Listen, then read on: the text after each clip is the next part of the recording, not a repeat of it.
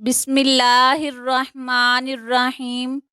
حضرت عمر بن خطاب رضی اللہ تعالی عنہ جمعہ کے دن کھڑے خطبہ دے رہے تھے کہ اتنے میں نبی کریم صلی اللہ علیہ وآلہ وسلم کے اگلے صحابہ مہاجرین میں سے ایک بزرگ تشریف لائے۔